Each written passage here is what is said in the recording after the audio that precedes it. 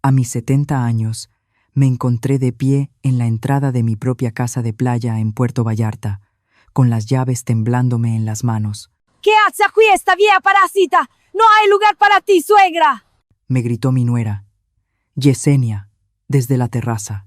Había llegado temprano esa mañana, esperando encontrar mi casa vacía, como siempre. Mi hogar había sido invadido por su familia. Mis muebles estaban arruinados, mi jardín destruido. Pero antes de continuar, asegúrate de estar suscrito al canal y escribe en los comentarios desde dónde estás viendo este video. Nos encanta saber hasta dónde llegan nuestras historias. Aquella mañana de viernes, conduje hasta mi casa de playa en Puerto Vallarta, como lo había hecho cientos de veces durante los últimos 20 años. La ruta era familiar. Las curvas de la carretera costera, el olor a sal en el aire, la vista de las palmeras meciéndose contra el cielo azul. Esa casa representaba todo lo que había logrado en mi vida.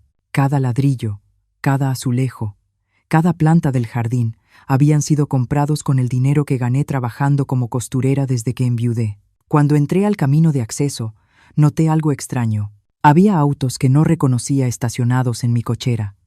Música fuerte resonaba desde la propiedad, un sonido festivo que no encajaba en el refugio tranquilo que yo había creado. Al estacionarme, sentí una opresión en el pecho, ese sexto sentido que nos advierte cuando algo no está bien. Al bajar del auto, el impacto de lo que vi me dejó sin aliento. Mi hermoso jardín, que yo misma cuidaba cada fin de semana, estaba devastado. Latas de cerveza vacías cubrían el césped perfectamente cortado. Niños corrían por la terraza, pateando una pelota contra mis macetas de geranios rojos que cultivaba con tanto amor. Las sillas de mimbre que había comprado el año anterior estaban cubiertas con toallas mojadas y ropa sucia. Caminé lentamente hacia la entrada, las llaves pesándome en la mano como nunca antes. Entonces la vi. Yesenia, mi nuera, de pie en la puerta principal como si fuera la dueña del lugar. Llevaba puesto mi delantal favorito, el que yo misma había bordado hacía 10 años. Sus ojos tenían esa mirada fría que conocía demasiado bien. Yesenia, no sabía que estabas aquí, dije, tratando de mantener la calma a pesar del caos a mi alrededor. Esta es mi casa. Vengo aquí cada fin de semana largo desde hace 20 años. Ella se rió. No fue una risa normal. Era un sonido cargado de crueldad que me hizo sentir pequeña e insignificante, como si yo fuera la intrusa en mi propia propiedad. Ay, por favor, se burló. Roberto me dijo que podíamos usar la casa cuando quisiéramos. Además, estamos haciendo algo productivo aquí. Tú solo vienes a quejarte y a arruinar nuestros planes familiares. Antes de que pudiera responder, más personas comenzaron a aparecer detrás de ella. Verónica, su hermana, con sus 2 hijos adolescentes. Su madre, con el cabello teñido, mirándome con desprecio. Un hombre mayor con camisa hawaiana. Una mujer joven con un bebé en brazos. Y otro hombre fumando tranquilamente en mi terraza. Todos me miraban como si yo fuera el problema. «¿Esta es la famosa suegra de la que hablas tanto?», preguntó la madre de Yesenia, midiéndome de pies a cabeza. Pensé que sería más imponente. Se ve bastante común. Las risitas que siguieron me atravesaron como flechas. Ahí estaba yo, con 70 años, con mi ropa sencilla de viaje, siendo ridiculizada por desconocidos en la propiedad que había construido con el sudor de mi trabajo. «¿Dónde está Roberto?», pregunté, sintiendo que el corazón se me aceleraba. Mi hijo debería estar aquí para explicar esta situación absurda. «Roberto está trabajando», como siempre respondió Yesenia, cruzándose de brazos. «A diferencia de ti, él sí tiene responsabilidades reales. Mira, Marta Patricia, aquí no hay lugar para ti. Todas las recámaras están ocupadas. La cocina se está usando para preparar comida para toda la familia. Y, francamente, tu presencia solo va a crear tensión innecesaria». Me quedé ahí, paralizada. De verdad me estaba echando de mi propia casa, la casa que construí ladrillo por ladrillo después de la muerte de mi esposo, la casa que pagué trabajando días y noches como costurera. Además, continuó Yesenia con una sonrisa venenosa, ya hablé con Roberto y estamos de acuerdo en que esta casa necesita usarse más. No tiene sentido que esté vacía la mayor parte del tiempo mientras tú vives cómodamente en la Ciudad de México. Tenemos niños que necesitan espacio para crecer. Sus palabras me golpearon como piedras. 20 años construyendo este lugar después de que murió mi esposo. 20 años pagando cada centavo de la hipoteca con el dinero que gané cosiendo ropa para las familias de otros.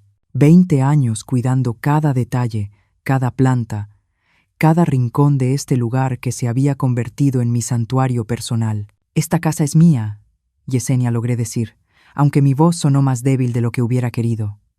Yo tengo las escrituras. Yo pago todos los gastos. Oh, ya basta, me interrumpió, alzando la voz. Siempre es lo mismo, que es tuya, que tú pagas. Roberto es tu hijo, ¿no? Lo que es tuyo también es de él, y lo que es de él también es mío. Así funcionan las familias normales. Los niños dejaron de jugar, y todos me miraron en silencio. Podía sentir sus ojos juzgándome, esperando mi reacción. La humillación me quemaba las mejillas como fuego, pero algo dentro de mí se negó a romperse. Uno de los adolescentes, que parecía ser sobrino de Yesenia, se acercó y me miró con descaro. ¿Por qué no se va a un hotel? Aquí no hay espacio para nadie más. Está bien, cariño, dije finalmente, con una sonrisa que venía del alma, aunque sabía que no llegaba a mis ojos. Entiendo perfectamente la situación. Yesenia sonrió con aire triunfal, convencida de que había ganado. Los demás parecían satisfechos, como si hubieran presenciado una victoria justa. No tenían idea de lo que acababan de desatar. Caminé de regreso a mi auto con pasos lentos y dignos. Mientras me alejaba para buscar un hotel, mi mente viajó al pasado, a cuando esa propiedad no era más que un terreno baldío lleno de maleza y sueños. En ese entonces, yo tenía 50 años y Roberto apenas 25. Éramos solo nosotros dos contra el mundo, y yo había tomado la decisión más importante de mi vida: construir un refugio para nuestra familia. El hotel frente al Pacífico me costó 2.850 pesos por noche, dinero que no había planeado gastar porque se suponía que debía estar durmiendo en mi propia cama. Pero ahí estaba yo, registrándome como cualquier turista, mientras mi casa estaba ocupada por invasores que se sentían con derecho a mi propiedad. Esa noche, sentada en el balcón del hotel, mirando a lo lejos las luces de mi casa, sentí algo que no había sentido en décadas, una ira fría y calculada comenzando a formarse dentro de mí. No era esa rabia impulsiva que te hace gritar y perder el control. Era algo mucho más peligroso. Era la ira inteligente de una mujer que había sobrevivido a la pobreza, a la viudez y a décadas de trabajo duro. Yesenia había cometido un error fatal. Había subestimado a Martha Patricia. A la mañana siguiente, desperté a las 6 en punto de la mañana, después de una noche de sueño inquieto. Cada vez que cerraba los ojos, veía la sonrisa arrogante de Yesenia y escuchaba sus palabras venenosas resonando en mi cabeza. Tomé un café rápido en el restaurante del hotel y decidí volver a la casa para intentar una conversación más calmada. Tal vez todo había sido un malentendido. Tal vez Roberto aparecería y pondría fin a esa situación absurda. Cuando llegué a las 8 de la mañana, encontré la puerta principal cerrada con llave. Mi propia puerta. Tuve que tocar el timbre como si fuera una visitante. Verónica, la hermana de Yesenia, abrió, todavía en pijama y con el rostro molesto. «¿Qué quieres ahora?», preguntó sin siquiera saludarme. Le expliqué que necesitaba recoger algunas cosas personales y hablar con Yesenia. Su respuesta me dejó helada. «Yesenia está dormida y tus cosas ya no están aquí. Las metimos en bolsas en la cochera para que no estorbaran». Mis cosas en bolsas, en la cochera, como si fueran basura. Sentí como si me clavaran un cuchillo en el pecho. Me dejó pasar, pero yo me sentía como una intrusa en mi propia casa. El olor era distinto, una mezcla de comida extraña, humo de cigarro y perfume barato. La sala era irreconocible, llena de colchones inflables y ropa tirada por todas partes. Cuando entré a la cocina, el corazón casi se me detuvo. Mi hermosa cocina, la que yo misma había diseñado pensando en todas las comidas familiares que prepararía ahí, estaba completamente destruida. La estufa estaba cubierta de grasa quemada, el fregadero desbordado de trastes sucios que ya olían mal. Mis mejores sartenes tenían manchas permanentes en el fondo. «¿Dónde están mis platos de porcelana?», pregunté, con la voz temblorosa. «Ah, algunos se rompieron. Los niños estaban jugando, ya sabes cómo son», respondió Yesenia. «Además, estaban muy viejos». Mis platos de porcelana, que compré uno por uno a lo largo de los años, ahorrando para completar el juego, que solo usaba en ocasiones especiales porque los trataba como tesoros, estaban rotos, desechados, como si no valieran nada. Subí al segundo piso, a mi recámara principal, el santuario donde había planeado descansar. La puerta estaba abierta, y dentro estaba la madre de Yesenia, acomodando ropa en mi closet como si fuera suyo. «Disculpe», dije, tratando de mantener la compostura. «Este es mi cuarto». «Ah», dijo. «Mi hija Yesenia ya me explicó todo. No se preocupe, voy a cuidar muy bien sus cosas.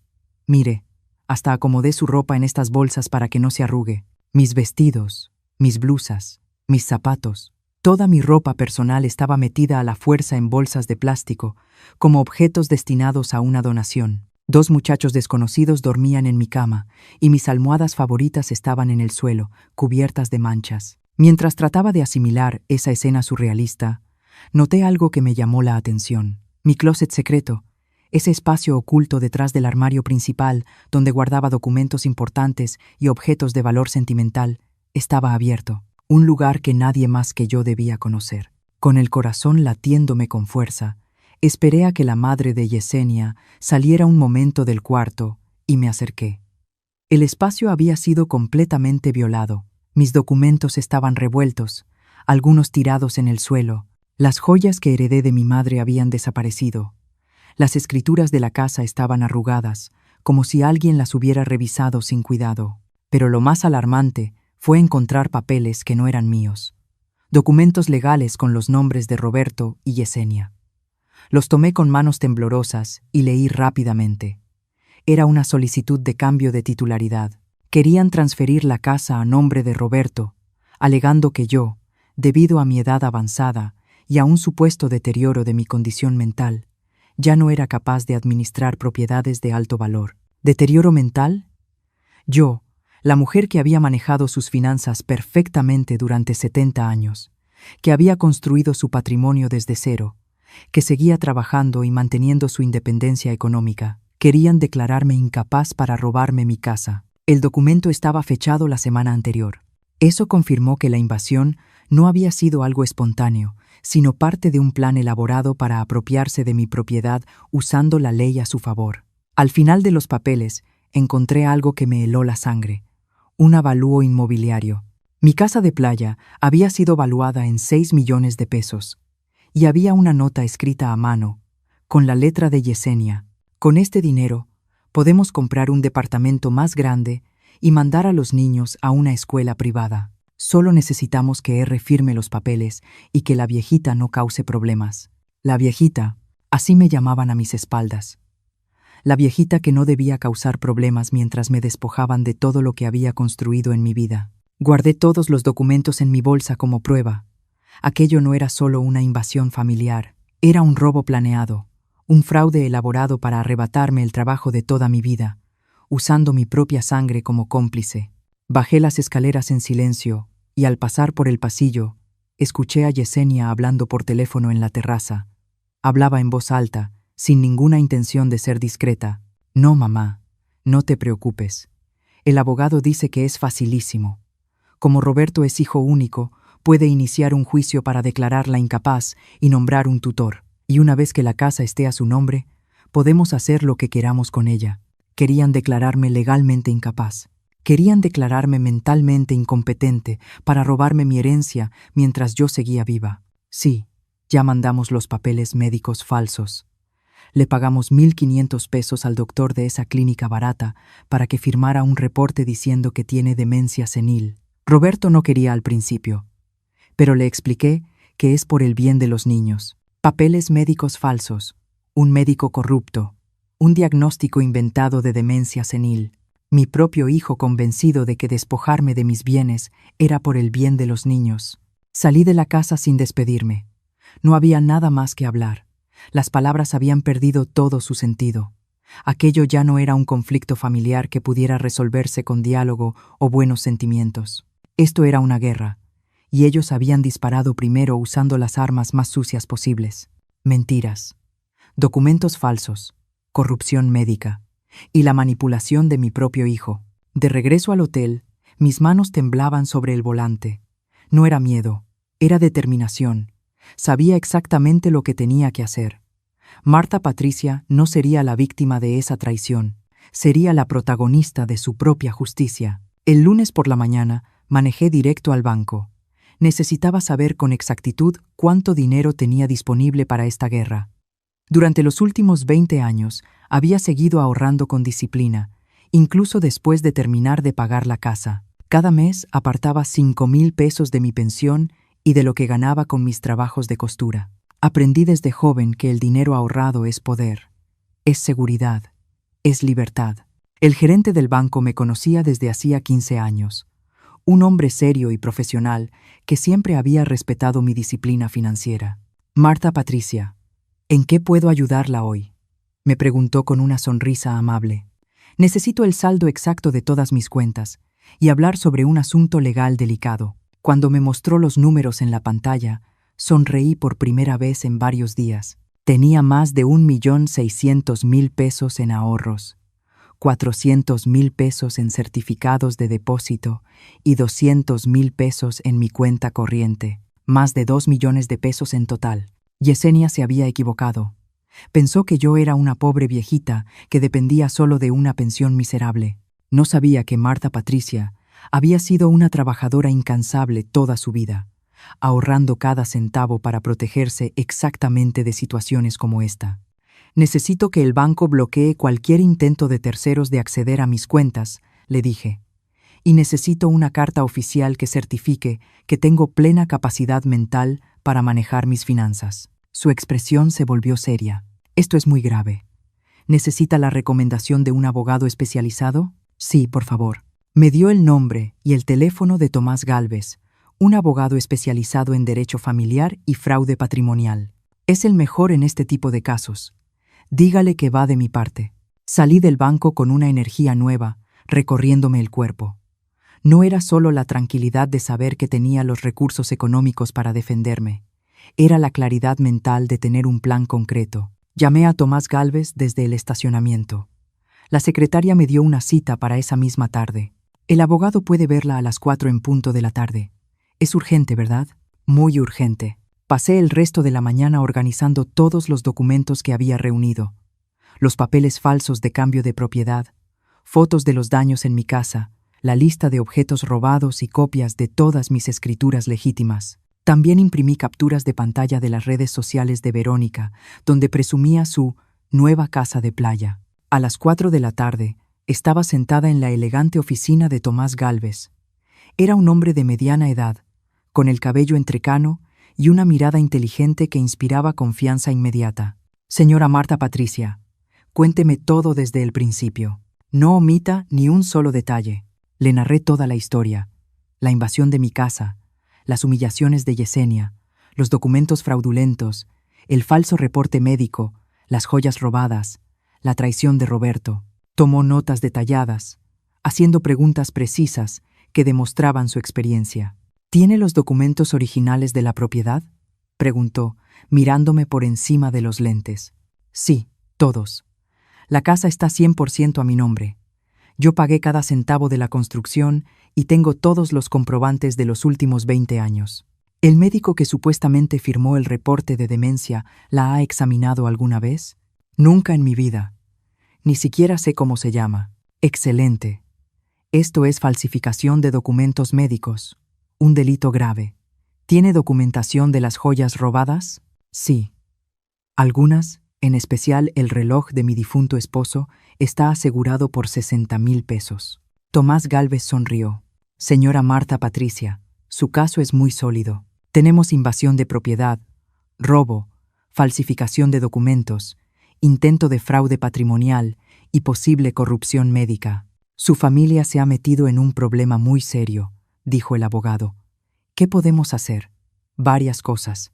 Primero, mañana mismo presentaremos una demanda de desalojo por invasión ilegal. Segundo, denunciaremos el robo de sus joyas ante la policía. Tercero, reportaremos la falsificación de documentos médicos ante el Colegio Médico y la Fiscalía. Y cuarto, solicitaremos una orden de restricción para impedir que sigan usando su nombre de manera fraudulenta. ¿Cuánto tiempo tomará todo esto?, pregunté. El desalojo puede ser inmediato si el juez ve pruebas claras de invasión.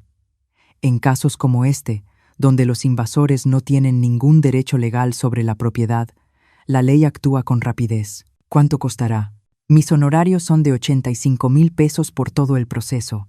¿Puede pagarlos? Puedo pagarlos hoy mismo, si quiere. Su sonrisa se amplió. Me gusta trabajar con clientes que se toman en serio su defensa legal. Señora Marta Patricia, su familia pensó que usted era una viejita indefensa, pero se equivocaron. Usted es una mujer preparada.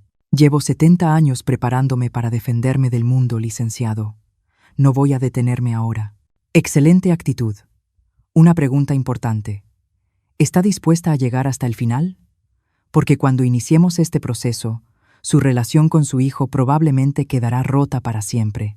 Guardé silencio un momento, pensando en Roberto, en el niño que había sido, en el hombre que pudo ser, en el cobarde en el que se había convertido. Licenciado, mi hijo me traicionó por dinero, me declaró incapaz mental por dinero y me humilló públicamente por dinero.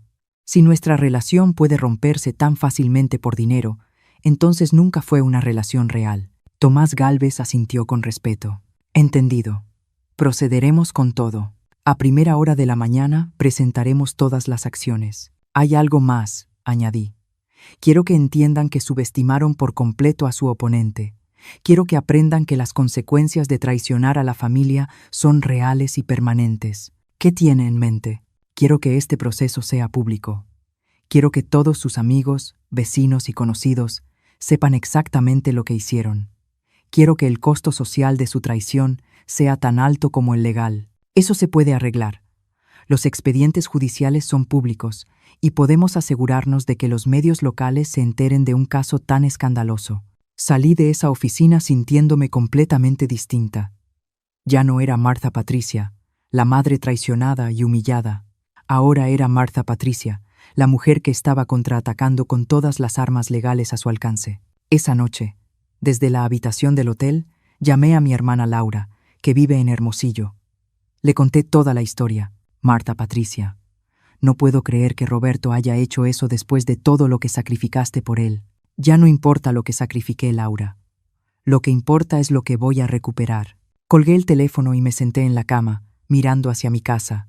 Desde la ventana del hotel podía ver las luces encendidas, la música aún sonando, la celebración continuando como si nada hubiera pasado. El día siguiente sería muy distinto para todos ellos. El martes a las 8 de la mañana, Tomás Gálvez llegó a mi casa con 3 documentos legales, un oficial de policía y un notario público. Yo llegué exactamente al mismo tiempo en un taxi, vestida con mi mejor traje gris y cargando un portafolio lleno de pruebas. La familia de Yesenia estaba desayunando en mi terraza cuando vio estacionarse la caravana legal en la cochera. Vi a Yesenia dejar caer su taza de café al reconocer las placas oficiales de la patrulla. «Buenos días», dijo Tomás con voz profesional y firme.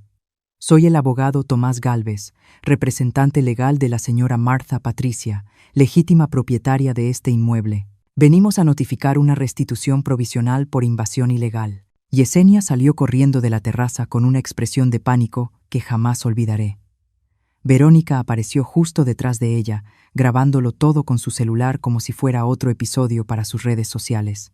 La madre de Yesenia, que llevaba puesta una de mis batas, se veía confundida y asustada. El oficial presentó la diligencia de restitución provisional y comenzó a enumerar las faltas: invasión de propiedad privada, daños a bienes personales, robo de objetos de valor.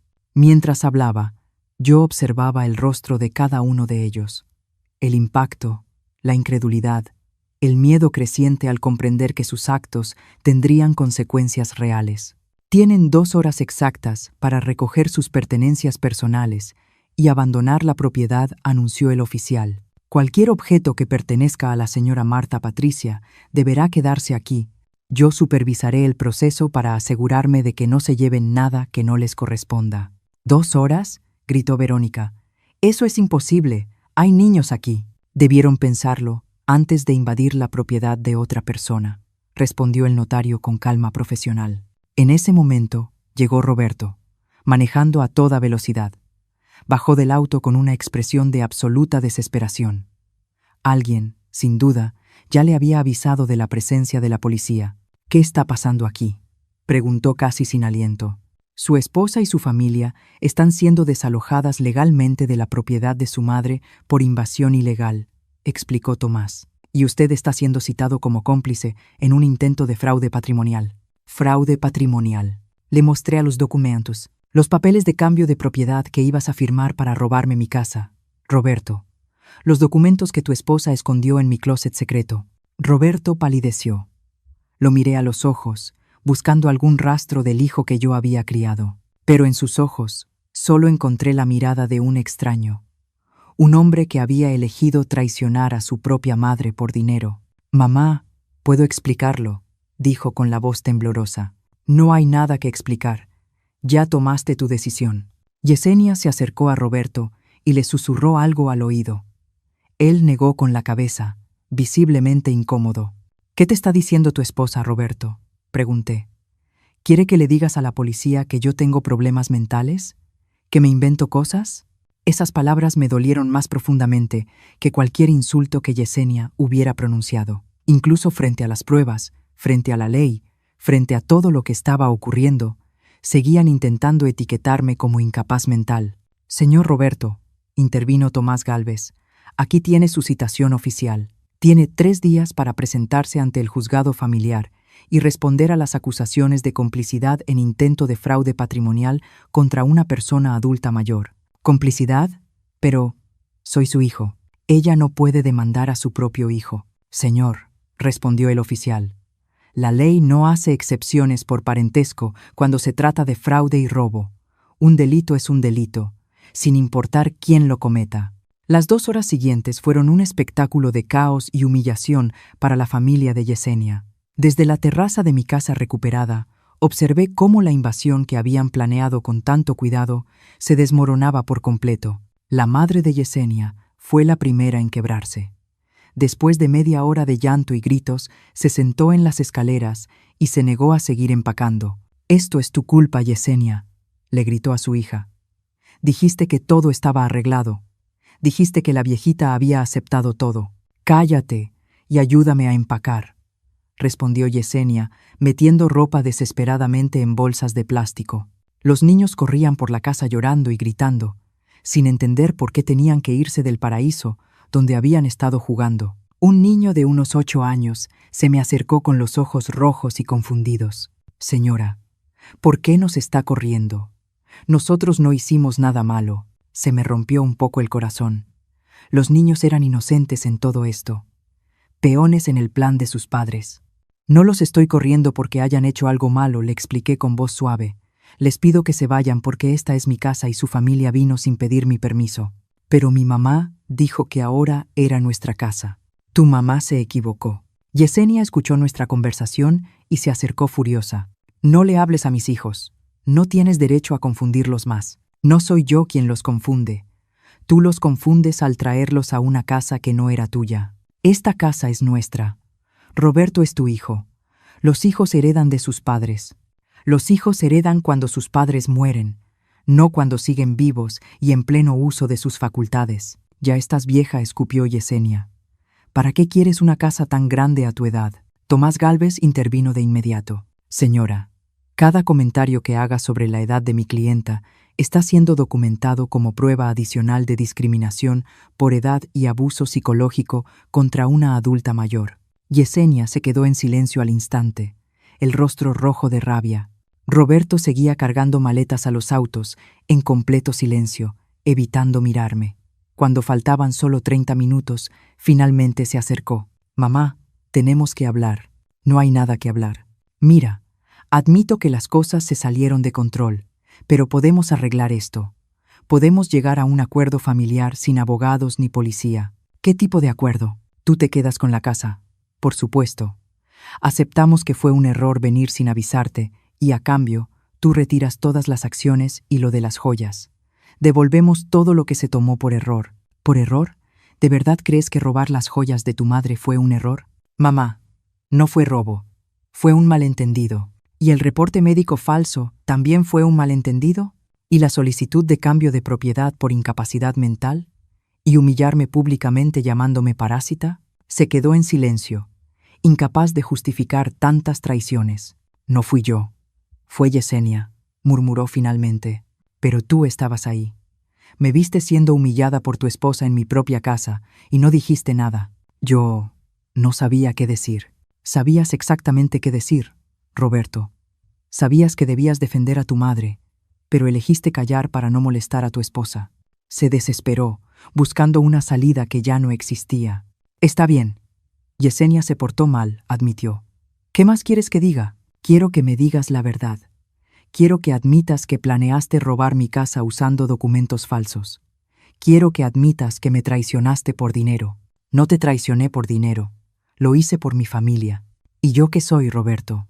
¿No soy tu familia? Sí, eres mi familia.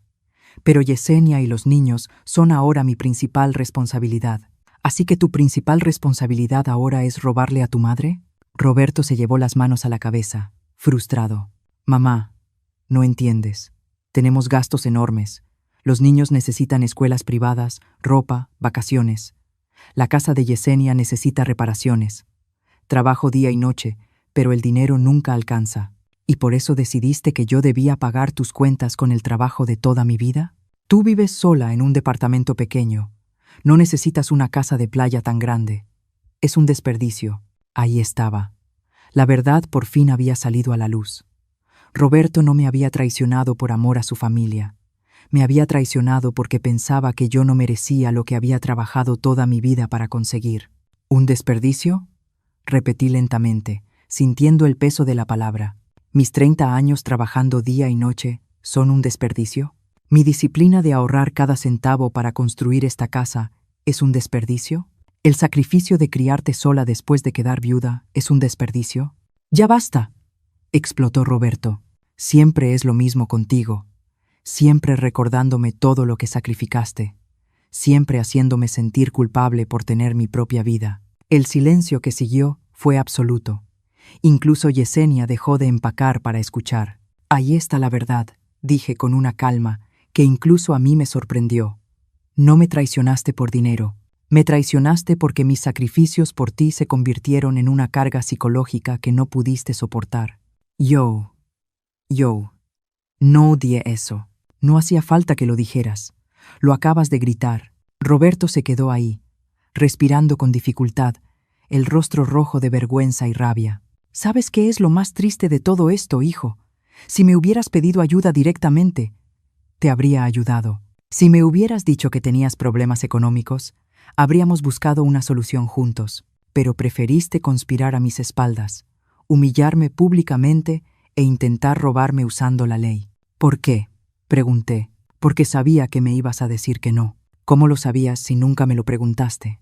Porque siempre has sido muy apegada a tu dinero, muy controladora con el trabajo de tu vida. ¿Controladora? Roberto, yo pagué tu universidad, te compré tu primer coche, te presté el dinero para el enganche de tu casa, te ayudé económicamente decenas de veces durante tu vida adulta. Sí, pero siempre con condiciones. Siempre recordándome que era tu dinero, que era tu sacrificio. Entonces lo entendí todo. Roberto no me había traicionado por codicia. Me había traicionado por orgullo. Su orgullo de hombre no soportó seguir dependiendo económicamente de su madre anciana. ¿Sabes qué, Roberto? Tienes razón. Debí obligarte a ser más independiente cuando eras joven. Debí dejar que resolvieras tus propios problemas en lugar de rescatarte siempre. Hice una pausa. Pero ya es tarde para cambiar el pasado. Y ahora tendrás la oportunidad de ser completamente independiente, porque a partir de hoy resolverás todos tus problemas financieros sin mi ayuda. Tomás Gálvez miró su reloj. Señoras y señores, les quedan 10 minutos. El estallido final fue caótico. Los gritos de Yesenia dando órdenes, los niños llorando, Roberto cargando las últimas maletas con una expresión de derrota total. Cuando por fin todos estuvieron dentro de los autos, Yesenia bajó el vidrio y lanzó una última amenaza. Esto no se ha terminado, vieja amargada. Vamos a apelar. Vamos a demostrar que estás loca. Adelante, respondí con calma. Mi abogado estará esperándolos. Los autos se fueron levantando polvo en mi cochera. Roberto fue el último en salir. Me miró por el retrovisor, pero yo ya le había dado la espalda. Tomás se acercó. «¿Cómo se siente, señora Marta Patricia?» Cansada, respondí con honestidad, pero libre. Libre de fingir que somos una familia feliz. Libre de justificar la traición con amor maternal. Libre de creer que esto se arregla con perdón y olvido. El oficial se despidió. El notario terminó sus actas. Tomás me entregó las llaves de mi propia casa. «Señora Marta Patricia, su casa ha sido oficialmente recuperada». Subí los escalones de mi terraza y me senté en mi sillón favorito.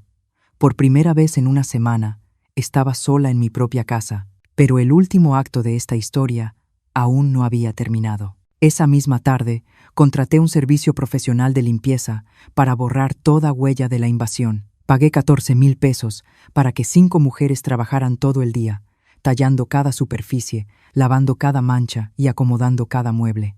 Mientras limpiaban, recorrí la casa evaluando los daños. En la sala, mis cojines bordados estaban manchados de vino tinto. En el baño principal, alguien había derramado tinte para el cabello en la tina de porcelana, dejando manchas negras imposibles de quitar incluso con productos fuertes. En la cocina, 2 de mis sartenes franceses estaban quemados más allá de toda reparación. Y en el jardín, la mitad de mis plantas habían sido pisoteadas hasta morir. Pero lo peor fueron los objetos personales, que desaparecieron para siempre. Además de las joyas, noté que mi álbum familiar de fotos ya no estaba. El que tenía las fotos de la infancia de Roberto, mis fotos con mi difunto esposo, recuerdos de décadas de una vida construida con amor y dedicación. El reloj de pared que mi padre me regaló cuando me casé también había desaparecido.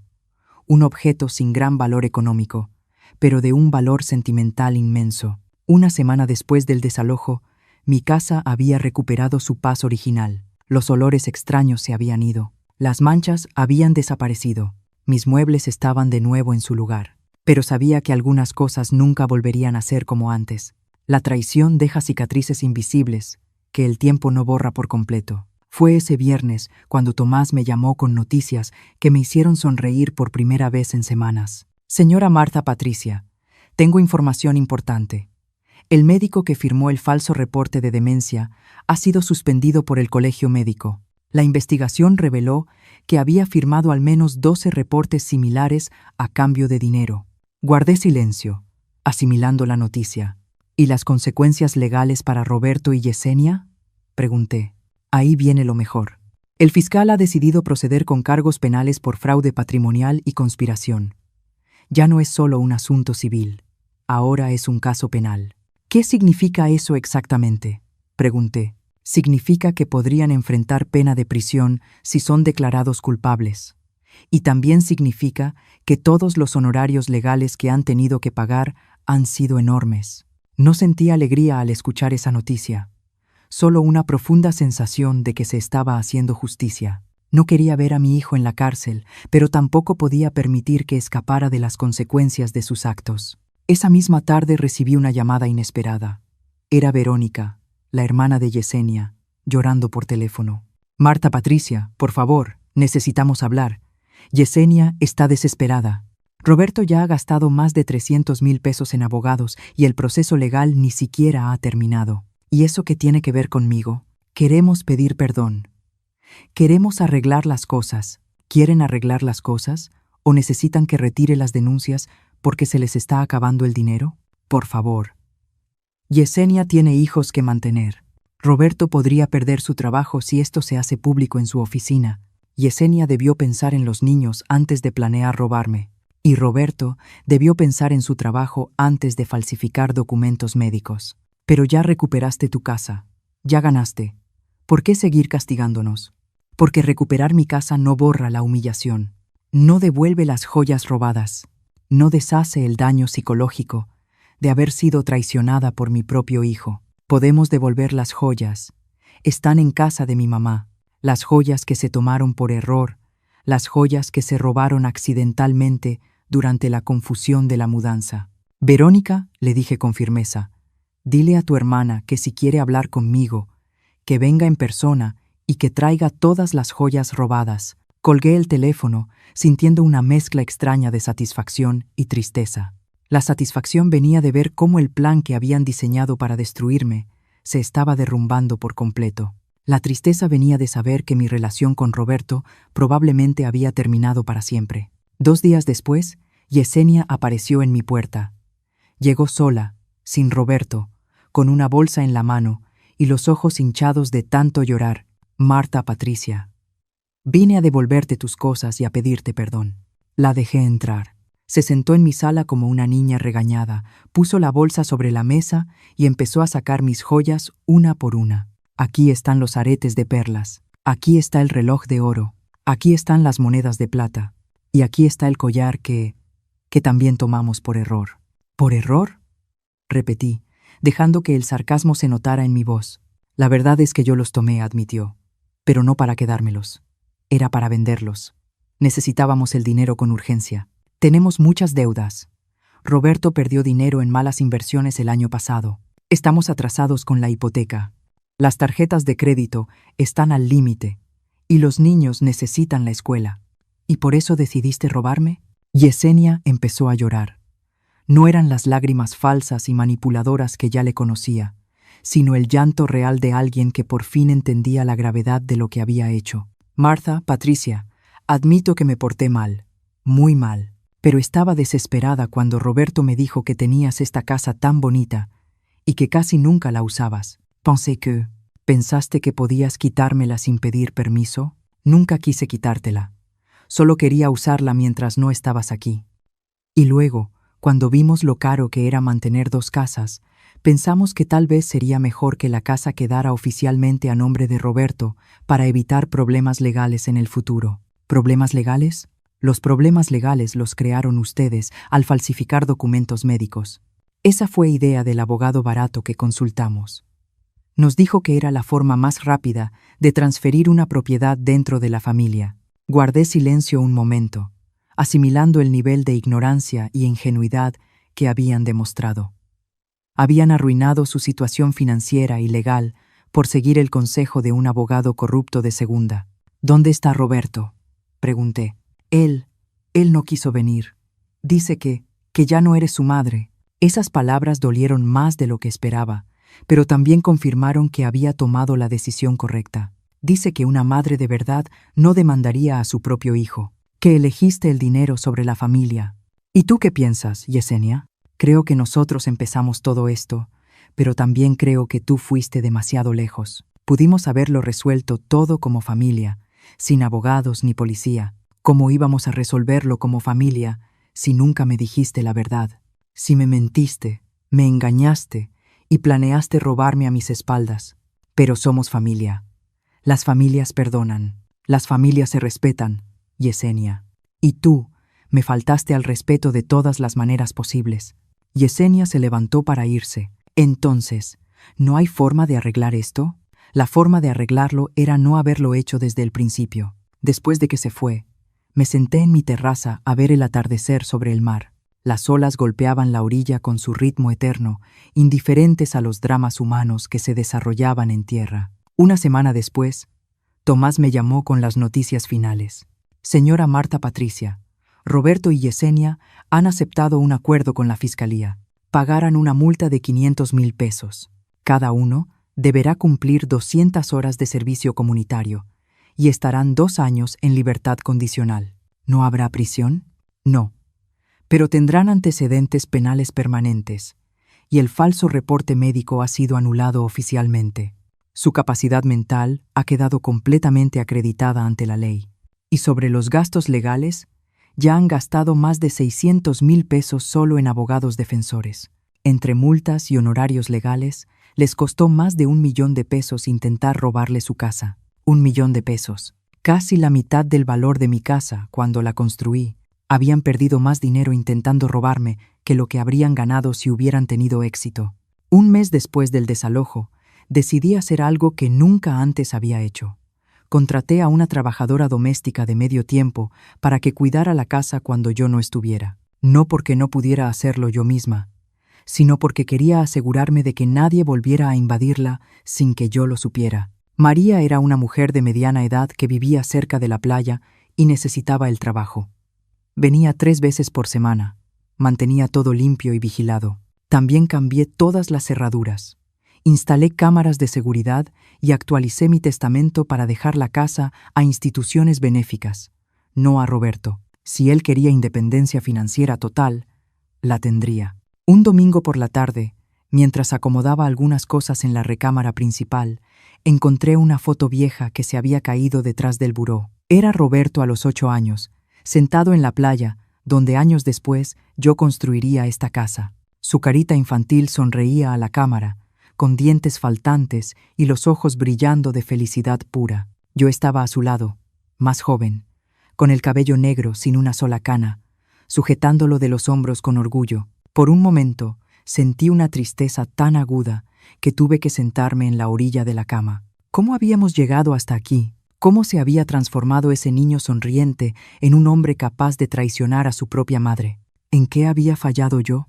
Tal vez Roberto tenía razón en una cosa. Quizá fui demasiado controladora con mi dinero, recordándole constantemente mis sacrificios. Tal vez debía encontrar un mejor equilibrio entre ayudarlo y dejar que aprendiera a ser independiente. Pero, ¿eso justificaba la traición? ¿Justificaba falsificar documentos médicos? ¿Justificaba intentar robarme? No, nada justificaba eso. Nuestros errores como padres pueden explicar algunas cosas, pero no absuelven a nuestros hijos de su responsabilidad moral como adultos. Roberto ya no era ese niño de 8 años. Era un hombre de 45 años que tomó decisiones conscientes y ahora debía vivir con las consecuencias. Guardé la foto en un cajón. Esos recuerdos pertenecían al pasado. Yo necesitaba mirar hacia el futuro. 6 meses después, recibí una carta de Roberto. Una carta, no una llamada. Ni siquiera tuvo el valor de hablar conmigo directamente. «Mamá, espero que estés bien. Los niños preguntan por ti. Yesenia y yo hemos aprendido la lección. Tal vez algún día podamos volver a ser una familia». No respondí la carta. Las familias verdaderas no se traicionan por dinero. Las familias verdaderas no humillan a sus mayores. Las familias verdaderas no planean robos con documentos falsos. Roberto había decidido que el dinero era más importante que su madre. Yo había decidido que mi dignidad era más importante que el perdón automático. La primavera siguiente, decidí pasar un mes completo en la casa de la playa. Era la primera vez que me quedaba tanto tiempo ahí desde el incidente. Invité a mi hermana Laura a pasar 2 semanas conmigo. Juntas plantamos flores nuevas en el jardín, cocinamos platillos de nuestra infancia y hablamos durante horas en la terraza, mirando el mar. ¿Lo extrañas?, me preguntó Laura una noche mientras tomábamos té. Todos los días, respondí con honestidad, pero extraño al hijo que creí tener, no al hombre que demostró ser. ¿Crees que algún día lo perdones? Tal vez. Pero perdonar no significa olvidar, ni fingir que no pasó nada. Significa aceptar lo que ocurrió y seguir adelante. Y por ahora, seguir adelante significa mantener distancia. En mi cumpleaños número 71, recibí una tarjeta de Verónica. Dentro había una foto de los niños y una nota diciendo que me extrañaban. Me sorprendió. De todas las personas, nunca habría esperado un gesto de ella. Tal vez ella también había aprendido algo de todo esto. Les envié regalos a los niños en Navidad, pero no a Roberto ni a Yesenia. Los niños no tenían la culpa de las acciones de sus padres. Merecían saber que aún tenían una abuela que los quería, aunque fuera desde lejos. Comencé a asistir a un grupo de apoyo para adultos mayores en Guadalajara. Ahí descubrí que mi historia, por desgracia, no era única. Muchos otros adultos mayores habían enfrentado situaciones similares con sus familias.